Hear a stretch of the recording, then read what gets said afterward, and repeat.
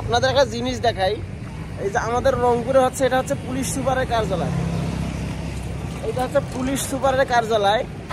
শেখ হাসিনার আমলে এই জিনিসটা মানুষ দিতেই ভয় পাইতো। এই দেখেন, এই যে কত সুন্দর একটা রব্বি আল হাজা বারাদান আমিয়া, এই আরবি লেখাটা কত সুন্দর করে দিচ্ছে। শেখ হাসিনা আমলের সময় এটা দেওয়ার সাহসই পাইতো না। এই যে এটা দেখতে কেমন লাগতেছে আপনার বলেন তো?